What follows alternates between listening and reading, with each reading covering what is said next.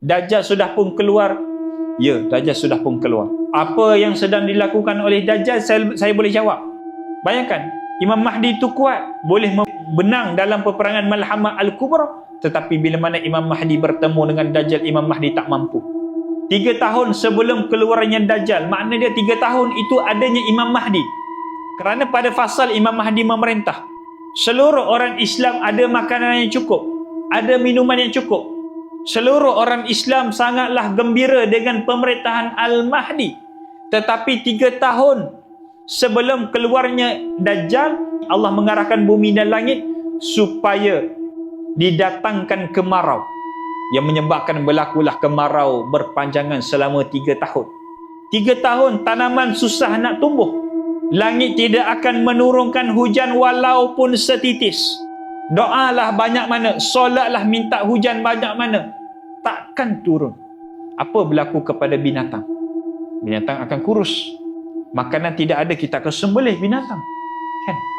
Dan kemuncak kepada hari keluarnya Dajjal pada tahun yang keempat, kata Nabi, kalian akan mendapati satu bumi ini tidak ada makanan, satu bumi tidak ada minuman. Sebab itulah kata guru kami, boleh jadi sebelum dekat sangat keluarnya Dajjal, seorang jiran akan membunuh jirannya, seorang adik akan membunuh abangnya, seorang ayah boleh jadi membunuh adik-beradiknya, semata-mata kalaulah di rumah jirannya ada sekeping roti, maka dia akan ambil sekeping roti itu untuk diberikan kepada anaknya yang sedang kelaparan. Sekeping roti, kata guru kami dekat Mesir dulu, sekeping roti lagi mahal daripada RM1,000. Sekeping roti pada zaman itu lagi mahal daripada 1 juta. Sebab apa? Duit banyak, makanan tidak ada. Ucapan pertama Dajjal, wahai manusia, siapakah di antara kamu yang nakkan makanan dan nakkan minuman? Maka ramailah yang pergi kepada Dajjal. Kerana ketika itu bila mana Dajjal keluar, dia tidak ada lagi kecatatan padanya. Tidak ada cacat. Matanya 2 lagi, hidungnya 1 lagi, mulutnya 1 lagi. Sempurna macam manusia. Seluruh manusia tertumpu kepada Dajjal, semata-mata nakkan makanan, nakkan minuman.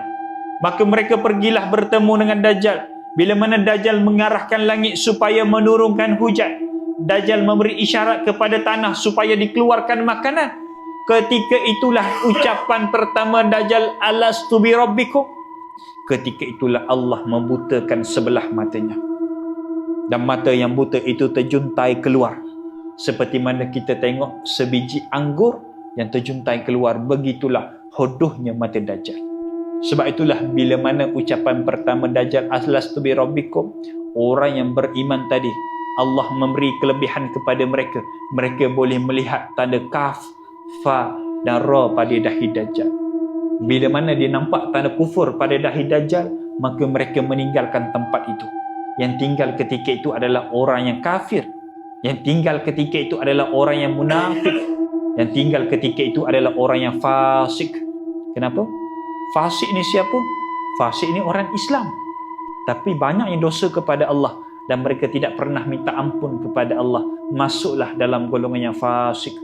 Mereka tidak akan nampak tanda kufur pada dahi Dajjal. Subhanallah. Kata guru kami, apakah ciri-ciri mereka yang fasik? Main futsal tak tutup aurat, fasiklah. Tinggal solat 1 kali dengan sengaja, fasiklah. Selagi mana tidak minta ampun kepada Allah, selagi itulah masuk dalam golongan yang fasik. Mereka tidak akan nampak tanda kufur pada dahi Dajjal. Seluruh orang beriman berzikir kepada Allah, kenyanglah mereka. Seperti mana kenyangnya kita makan nasi kandar pada hari ini, begitulah kenyangnya.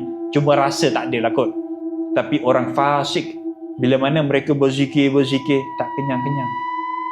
Kerana kekurangan orang fasik, mereka tidak akan nampak tanda kufur.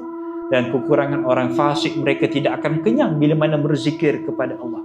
Kalaulah si suami itu seorang yang taat kepada Allah, kalaulah isterinya selalu mengumpat, kalaulah isterinya mengadu domba, kalaulah isterinya asyik sibuk pasal gosip sana, fitnah sini, selagi mana tidak minta ampun kepada Allah, selagi mana tidak minta maaf kepada fulan yang dia fitnah, selagi itulah masuk dalam golongan yang fasik.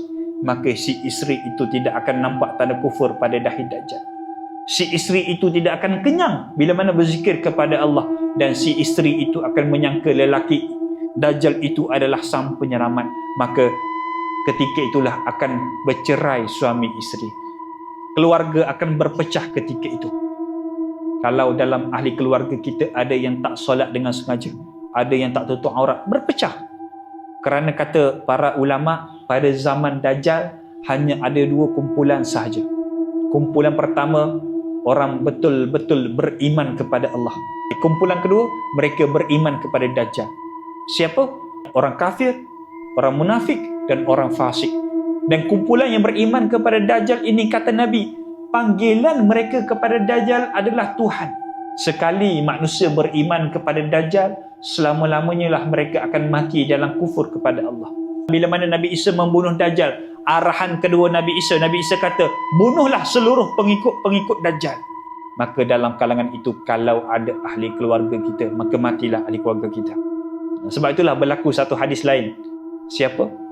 Ada kumpulan kafir menyorok di belakang pokok batu, dan pokok batu itu akan bercakap, wahai mukmin, di belakang aku ini adalah orang kafir, datanglah bunuh mereka. Itu akan berlaku bila mana Dajjal sudah pun mati. Sebab itulah boleh kita doa kepada Allah supaya Allah tak ketemukan kita dengan Dajjal. Kita doa kepada Allah supaya Allah tak sampaikan kita dan keluarga kita dengan fitnah Dajjal. Boleh, tak ada masalah.